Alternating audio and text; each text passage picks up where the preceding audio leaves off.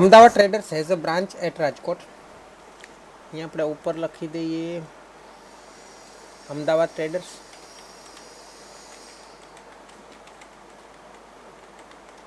અહીંયા રાખી દઈએ Rajkot branch. For the year ended on જોઈએ 31 ડિસેમ્બર છે.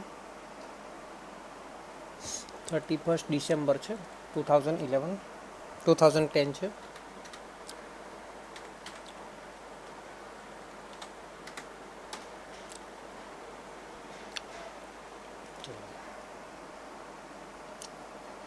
All purchases are made by the head office at Ahmedabad. Goods being charged out to branch at cost price. The branch is advised to deposit cash every day in the bank. એ બધું normal જ છે.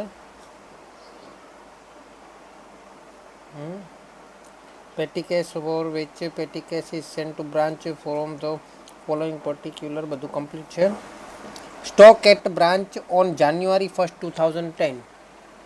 Stock opening stock આવશે.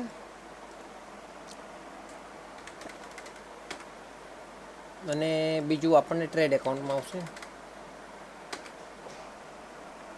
Branch debtors in January. Branch debtors opening balance અને debtors માટે પણ opening balance. Petty cash at branch on January.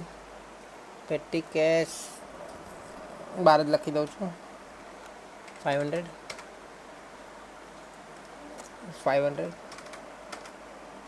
Furniture at branch 3000.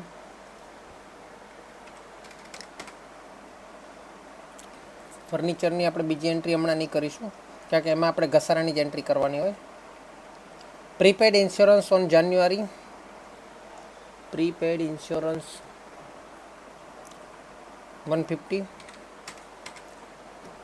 Any entry આપણે પેટી કેશની entry બાકી ને બ્રાન્ચ એકાઉન્ટમાં કરી ને આ રહી.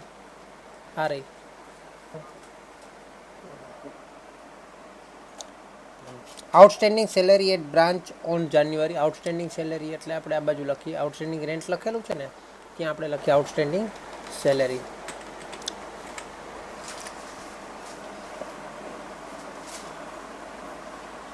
કેટલું છે આઉટસ્ટેન્ડિંગ સેલેરી? 100 રૂપીસ.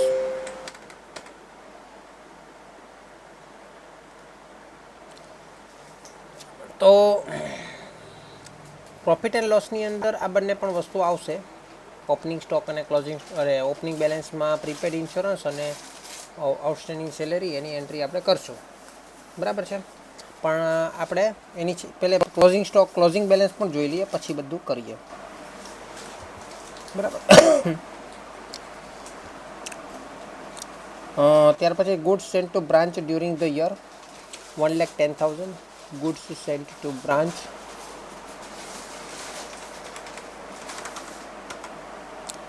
તો ગુડ્સ સેન્ટ ટુ બ્રાન્ચ આપણા માટે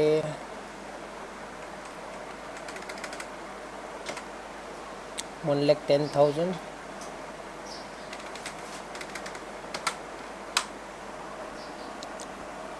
cache sales during the year. એમાંથી એ લોકોએ કેશ સેલ કર્યું ડ્યુરિંગ ધ યર 1,20,000. અને કેશ સેલ આપણે ટ્રેડ એકાઉન્ટમાં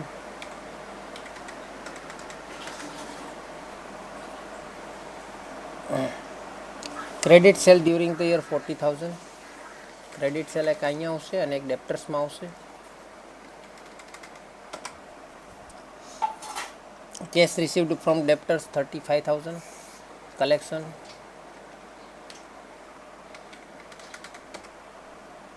કેશ રિસીવ્ડ ફ્રોમ ડેપ્ટર્સ 35,000 લીધું. Cash sent by branch debtors direct to head office 2,000. Total આવે 37,000 અને ડેપ્ટર 35,000 અને 2,000. Discount allowed to debtors. Discount cash discount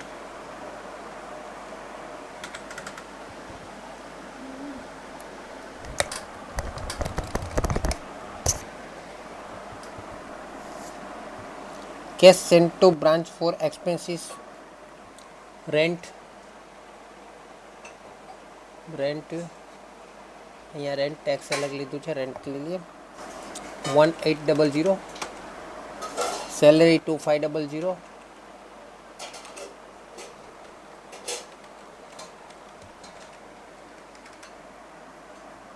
insurance yearly premium to March 31st 2011, insurance 800, petty cash 1000. અચ્છા પેટી કેસની ઓપનિંગની entry નહીં કરી, બરાબર છે, માય મિસ્ટેક. ઓપનિંગમાં 500 આવશે, અહીંયા સેન્ટ ટુમાં તો 1000 આવશે. અહીંયા યુ આર કરેક્ટ, મારી મિસ્ટેક હતી. ઓકે, હવે આ બધાની એન્ટ્રી પણ આપણે કરશું. તો પહેલાં રેન્ટ એન્ડ ટેક્સ. તો રેન્ટ એન્ડ ટેક્સ તો આપણે પહેલાંમાં જ આવશે પ્રોફિટ એન્ડ લોસમાં. આમાં ઇન્સ્યોરન્સ અલગ આપેલું છે. રેન્ટ એન્ડ ટેક્સ આપણે રેન્ટ કેટલું આપેલું છે 1800. પછી આપણને સેલરીમાં પણ આપણે પોઈન્ટ છે, એટલે સેલરીમાં પણ આવું સ્ટ્રક્ચર આપણે બનાવવું પડશે.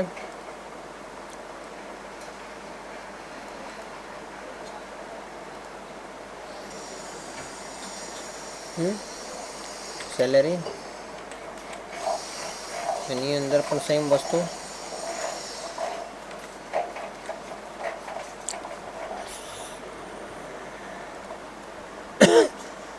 આવું નહીં આવશે સ્ટ્રક્ચર, હું તમને બતાવું કઈ રીતે બનશે.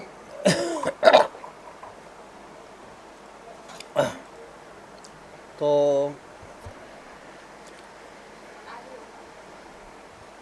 હવે 1800 આપણું રેન્ટ એન્ડ ટેક્સ તો ઠીક છે, આપણે લખી દીધું. હવે ઇન્સ્યોરન્સ 800 લખી દઈએ, અને સેલરી 2500 પણ લખી દઈએ ઇનર કોલમમાં. હવે જોઈએ ઇન્સ્યોરન્સમાં આપણને ઓપનિંગ બેલેન્સ કઈ બાજુ આપેલું છે, ડેબિટ સાઇડ કે ક્રેડિટ સાઇડ. ઓપનિંગ બેલેન્સ કયું છે, એસેટ છે એટલે ડેબિટ સાઇડ હોય.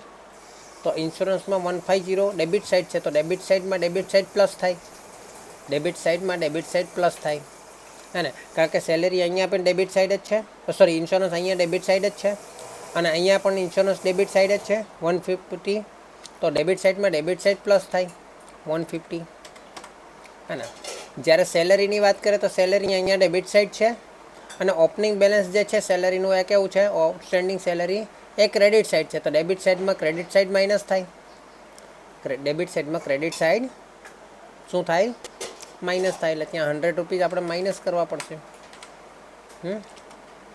Minus opening balance outstanding salary, બરાબર છે. એવી રીતે ક્લોઝિંગ બેલેન્સની પણ એ જ રીતે એન્ટ્રી કરશું. પછી 2500 આવી ગયું. હજુ એક હતું ને, 4 હતા ને, અચ્છા પેટી કેસ હતું, એ બરાબર છે. ચલો ત્યાર પછી goods return by branch. Goods return by branch આ બાજુ આવશે 6000. ત્યાર પછી goods return by debtors to branch. Goods return by debtors to branch. Goods return પહેલાં તો પહેલી એન્ટ્રી અહીં 6000ની કરી દઈએ,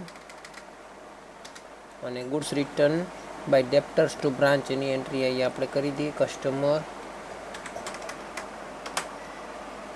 पेटी expenses by branch. Petty expense branch ने जो पेटी एक्सपेंस किया मतलब सन्ड्री एक्सपेंस किया वो यहाँ पे लिखा होगा शायद.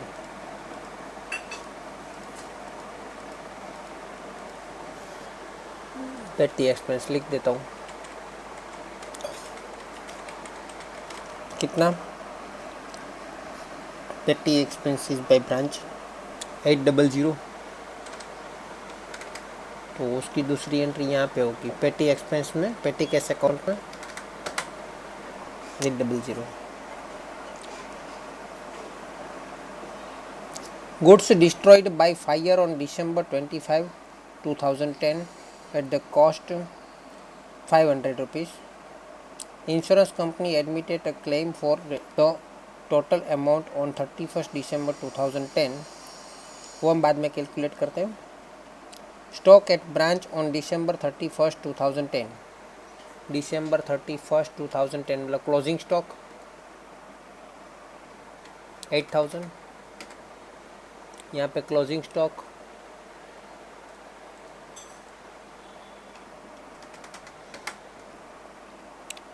Cell of branch furniture on July 1 2010 मतलब ब्रांच फर्नीचर को सेल भी किया हुआ है। चलो इतनी एंट्री हो गई। अच्छा क्लोजिंग कुछ नहीं दिया है। Book value for furniture on the date of sale was 950। Provide depreciation on furniture. अच्छा इंश्योरेंस का कुछ दूसरा नहीं दिया है। इंश्योरेंस का तो ठीक है, सैलरी का नहीं दिया है।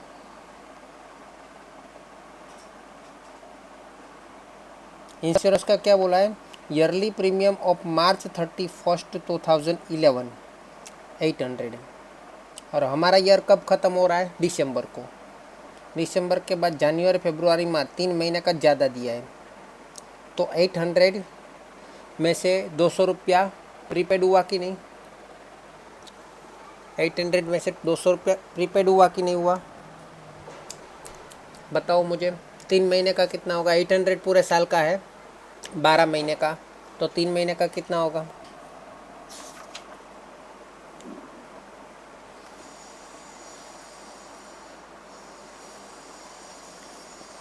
बोलो बोलो 3 महीने का कितना होगा। 200। हाँ देखो 800 इंश्योरेंस था, उसमें ओपनिंग बैलेंस को प्लस कर देते तो कितना हो जाएगा 950, लेकिन 200 तो आउटस्टैंडिंग होगा कि नहीं, तो कितना हो जाएगा 750 हो जाएगा। तो यहाँ पे हम लिख देते हैं प्रीपेड इंश्योरेंस 200। उसमें तो कुछ नहीं है, 2500 -100 ही करना है, नीचे कुछ दिया नहीं क्लोजिंग बैलेंस में, तो 2400 कहीं आपेलू नहीं नीचे। चलो यहाँ पे हो गया। अभी हमको सबसे पहले फर्नीचर का कैलकुलेशन करना है।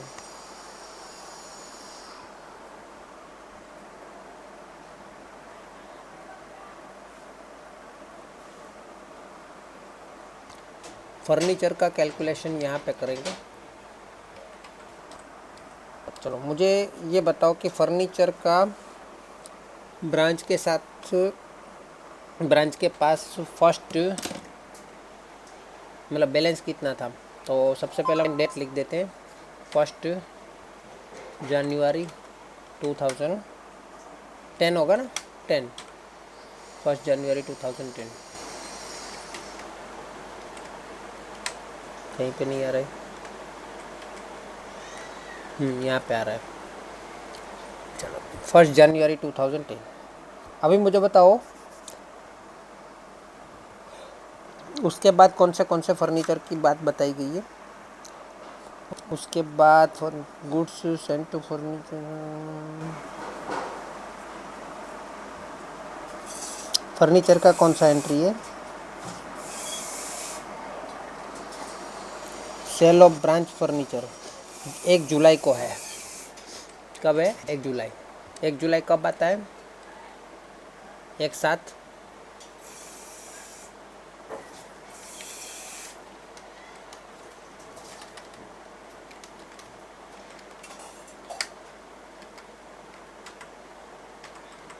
बराबर है। चलो उसके बाद कौन सा तारीख है, दिसंबर, दिसंबर 1/12।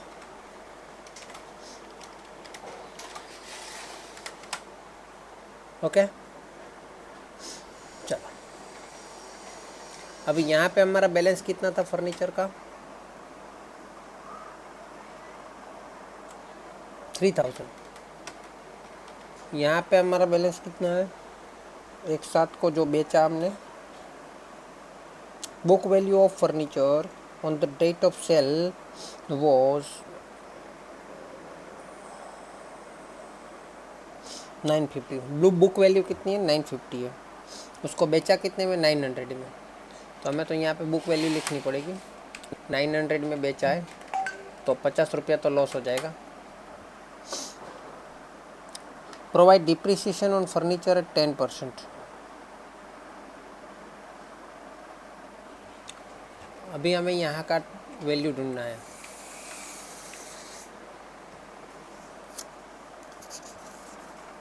तो चलो, सबसे पहले हमारे पास 3000 का था, और 3000 का था, और एक साथ 2010 तक एक चीज़ थी जिसकी वैल्यू हो गई 950, है ना। तो अभी 950 हो गई तो उसमें तो 6 महीने में डिप्रिसिएशन गिना होगा उसका। बुक वैल्यू 950 बोला है तो 6 महीने का डिप्रिसिएशन होगा वहाँ पे। 6 महीने का डिप्रिसिएशन होगा कि नहीं होगा? 6 મહિનાનો ઘસારો થાય કે નહીં થાય? બોલો, ઘસારાનો દર કેટલો આપેલો છે? 10%.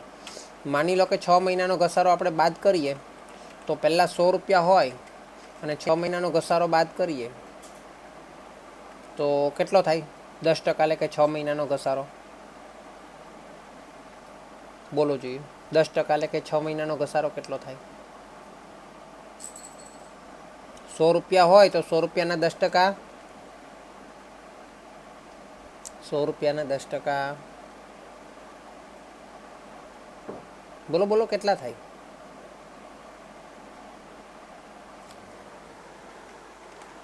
બસ હા, 10 રૂપિયા. 100 રૂપિયાના 10% એટલે 10 રૂપિયા. પણ આ તો આખા વર્ષના છે, આપણે 6 મહિનાના જોઈએ તો 5 રૂપિયા થાય. એટલે છેવટે આવે મળે ત્યાં 95 રૂપિયા મળે. એક સાથે એની બાકી 95 હોવી જોઈએ. એની જગ્યાએ આપણી પાસે છે 950. ને જે મિલકત આપણે વેચી છે, જે ફર્નિચર આપણે વેચી છે, તેની વેલ્યુ કેટલી છે? 950. તો એની સ્ટાર્ટિંગમાં વેલ્યુ કેટલી હશે? 6 મહિના પહેલાં 1000 હશે. ક્લિયર થયું? આ 1000 હશે.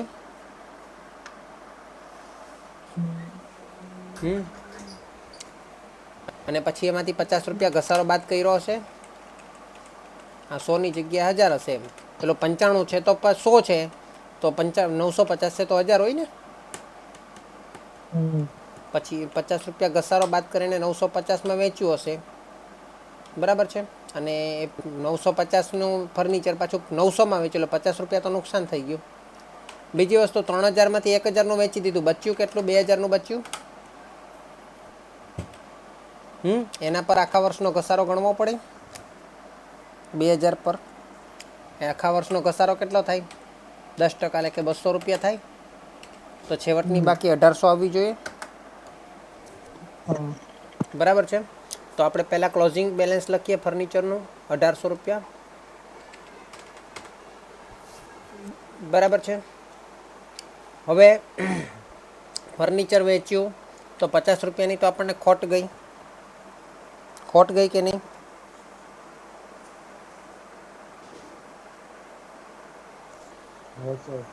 હા, એ ક્યાં લખાય? એક તો પ્રોફિટ એન્ડ લોસમાં બી લખાય ને બ્રાન્ચમાં બી લખાય કે નહીં?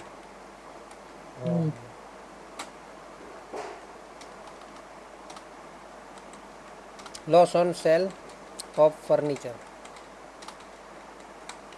કેટલું? 50 રૂપિયા. અને એ જ લોસ કહેવાય. તો લોસ આપણા માટે શું કહેવાય? બ્રાન્ચ એકાઉન્ટમાં બી લખવું પડે. પણ બ્રાન્ચ એકાઉન્ટમાં એની એન્ટ્રી ઓટોમેટિક આવશે, ડિફરન્સ પરથી આવી જશે ને.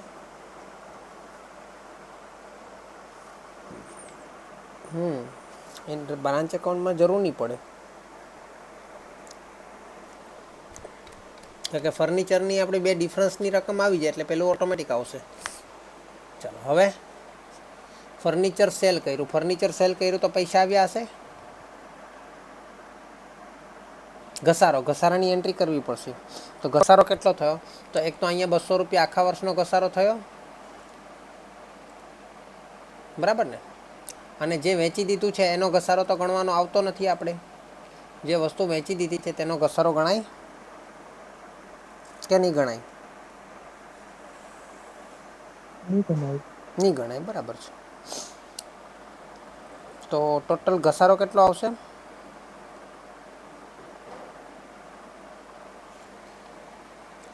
અચ્છા, આપણે પણ પેલી 1000 રૂપિયા કિંમત ગણી છે તો ગણવું પડશે ને ઘસારો. અરે આપણે આની કિંમત કેટલી ગણી છે? 1000 લીધી છે, 950 બાદ કરીએ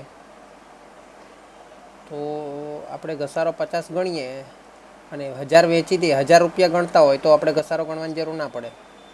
હવે આપણે શું કર્યું છે, અહીંયા 50 રૂપિયા જ ખોટ બતાવી છે.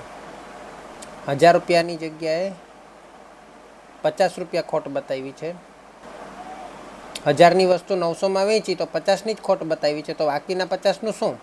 તો ઘસારો બતાવવો પડે ને. એ બી સમજ પડી? નહીં પડી ને? 1000 રૂપિયાની વસ્તુ 3000ની હતી અને 1800 થઈ ગઈ કે નહીં? શરૂઆતની બાકી બ્રાન્ચ એકાઉન્ટમાં 3000 હતી, છેવટની બાકી 1800 થઈ ગઈ. તો આપણે પ્રોફિટ એન્ડ લોસમાં કેટલો ડિફરન્સ બતાવવો પડવો જોઈએ? તો બ્રાન્ચ એકાઉન્ટમાં ઓટોમેટિક એન્ટ્રી થાય. 1200ની એન્ટ્રી બતાવવી પડે કે નહીં? તો 1800 થાય ને. 3000ની શરૂઆતની બાકી 3000 હતી, છેવટની બાકી 1800 થઈ ગઈ, તો કેટલો ડિફરન્સ પડે છે? 1200નો. તો 1200નો ડિફરન્સ આપણે પ્રોફિટ એન્ડ લોસમાં આવવો જોઈએ ને, કુલ મળાવીને. હવે મને કહો કે 3000ની વસ્તુ માંથી આપણે કેટલો ઘસારો પેલો આપણે ગણ્યું? આપણે શું ગણ્યું હમણાં છેલ્લે? હા, 3000 વસ્તુ આપણે 1200નો ડિફરન્સ બતાવવાનો છે, તો 1200ની ડિફરન્સમાં આપણે કઈ રીતે ગણશો? 900 રૂપિયા તો રોકડા આવી જશે.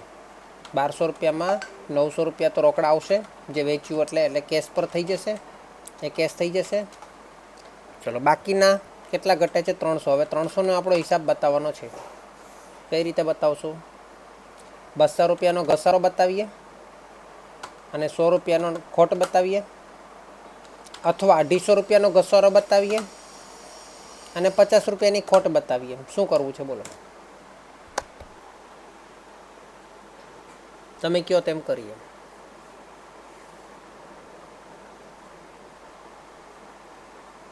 ખબર જ ના હોય કઈ તારીખે વેચ્યું, આમાં તો તારીખ આપેલી છે, ખબર જ ના હોય કઈ તારીખે વેચ્યું, તો શું કરાય? તો ગમે તે કરો, સરવાળો તમારો 300 આવે. શું આવે? કોઈ ફરક નહીં પડે. 6 મહિનાનો આમ ઘસારો ગણો કે 6 મહિનાનો પેલો ઘસારો ગણો કે આખા વર્ષનો ઘસારો ગણો, કુલ મિલાવીને કુલ મળીને આપણો ઘસારો અને તમારી ખોટ એ બંનેનો સરવાળો કરો, એ આપણી કુલ રકમ 300 થવી જોઈએ. આ સમજ પડી કે નહીં પડી? બોલો એટલે હું આગળ વધું. મળી. ઓકે, એટલે આપણે કુલ ઘસારો 300 થવો જોઈએ. 1200 રૂપિયાનો આપણે ડિફરન્સ બતાવવાનો છે.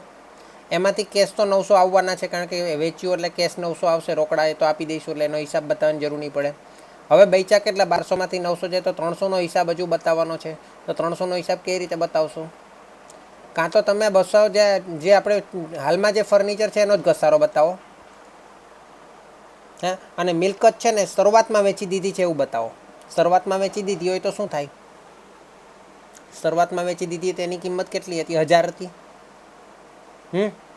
શરૂઆતમાં વેચો તેની કિંમત કેટલી હતી? 1000 હતી, હે ને? અને 900માં વેચી તો કેટલાની? 100 રૂપિયાની ખોટ ગણાય કે નહીં?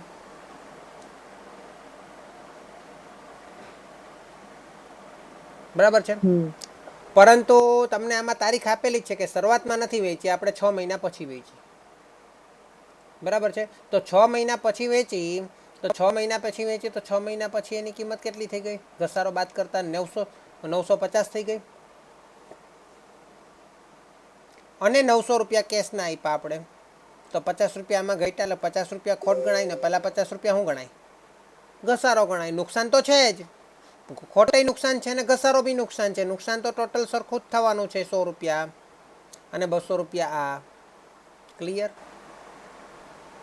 બરાબર છે. તો ડિપ્રિસિએશનમાં અહીંયા આપણે લખી દઈએ છીએ ઘસારો 50 રૂપિયા, અને લોસ ઓન ફર્નિચર એમાં આપણે લખી દઈએ છીએ લોસ ઓન ફર્નિચર નહીં, ડિપ્રિસિએશનમાં 250 લખવાનું ને ટોટલ. પહેલાં 50 ને આ 200. ઓકે, એટલે તમારો પેલો હિસાબ પતી જશે. 900 રૂપિયા આપણે રોકડા આપવાના છે ને. રોકડા આપશું તો એની એન્ટ્રી શું પડશે?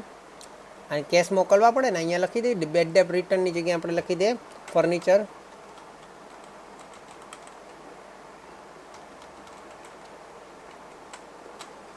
फर्नीचर सेल कितना 900 रुपया रोकड़ा આવ્યા તો બ્રાન્ચને મોકલી આપશો.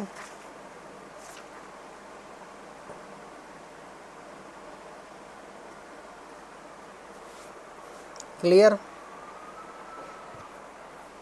સમજ પડી. તો આગળ વધીએ. ચલો હવે આપણી પાસે જેટલી વિગત છે, ક્લોઝિંગ બેલેન્સ આપેલું છે પેટી કેશનું.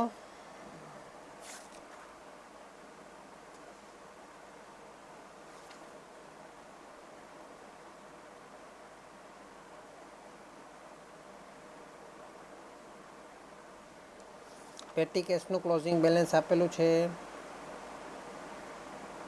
નથી આપેલું. પેટી કેશ સેન્ટ કેટલા કર્યા તે આપેલા છે, એ આપેલા હતા. કેટલા આપેલા હતા? 1000 રૂપીસ. સૌથી નાનું ખાતું પહેલાં બંધ કરી દે એટલે એકલી એન્ટ્રી મળતી થાય. એટલે અહીંયા કેટલા આવશે? 1500.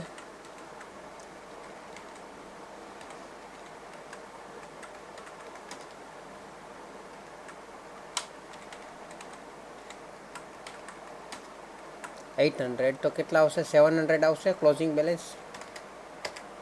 તો આપણે અહીં લખી દઈએ 700. ચલો હવે આની અંદર આપણે જો કઈ વસ્તુ બાકી છે, બેડ ડેટ એવું કંઈ છે જ નહીં. એલાઉન્સ ટુ ડેપ્ટર ક્લોઝિંગ બેલેન્સ નથી આપણી પાસે. અહીં ક્લોઝિંગ બેલેન્સ મળી જશે આપણે બંધ કરીએ તો.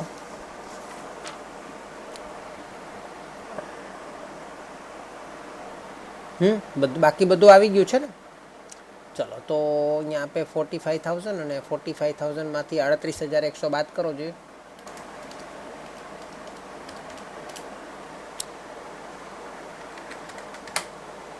ઓકે, અરે 44,000 છે.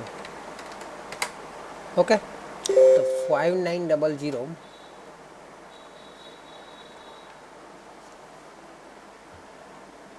એ ક્લોઝિંગ બેલેન્સ છે, એટલે આપણે અહીંયા લખી દઈએ.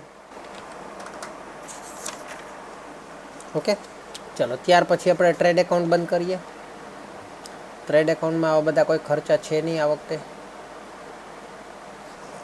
તો ટ્રેડ એકાઉન્ટમાં શું થાય છે? 10,000 આને 1,10,000માંથી 600 બાદ કરે તો 1,04,000. પછી અહીંયા કેટલા આવે છે? બંનેનો સરવાળો 1,60,000. એમાંથી 1,59,000 આવશે. અચ્છા, હવે એક પેલો ટોપિક બાકી રહી ગયેલો, એ મેં પાછું યાદ આવ્યું અત્યારે ટ્રેડ એકાઉન્ટ બનાવતા. Goods destroyed by fire on December 25, 2010 at the cost એની કેટલી છે? 500 રૂપિયાનો માલ બળી ગયો. બરાબર છે. Insurance company admitted a claim for the total amount on 31 December 2010. Insurance કંપનીએ પૂરેપૂરો દાવો મંજૂર કર્યો, પણ ક્યારે કર્યો? 31 ડિસેમ્બર 2010 કર્યો. કંઈ વાંધો નહીં, આપણી છેલ્લી તારીખ આવી ગઈ છે ને. તો અહીંયા આપણે માલ ગયો તો માલ બળી ગયો એટલે લોસ બાય ફાયર લખાય. Goods loss.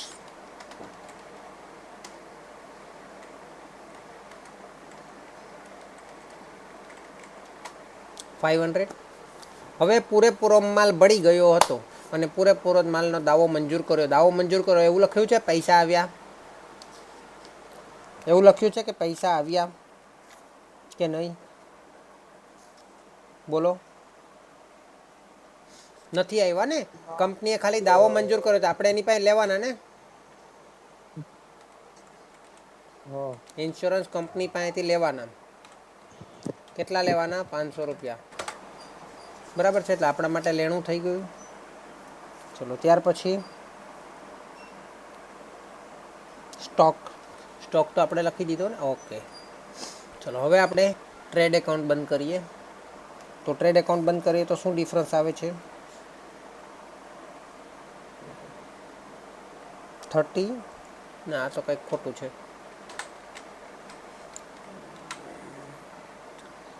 માઇનસ 53,500 આવે છે પ્રોફિટ, ગ્રોસ પ્રોફિટ.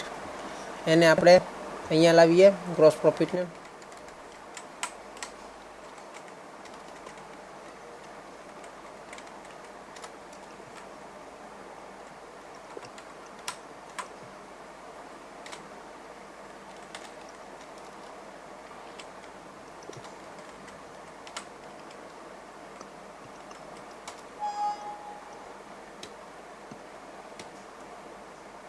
47,350.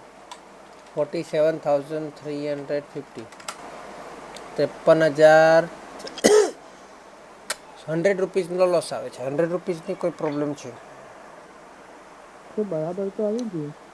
ના, ડિસ્કાઉન્ટ અહીંયા 400 છે, 500 છે.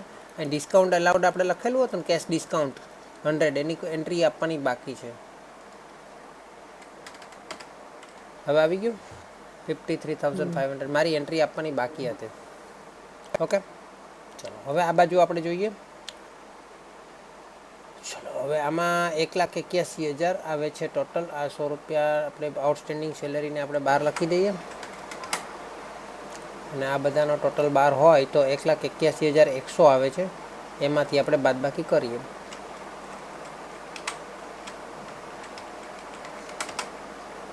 કેટલા આવે છે?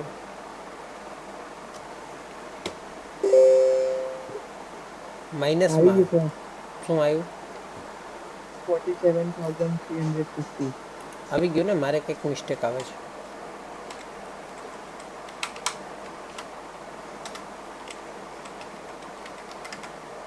$47,350 આવી ગયું. ચાલો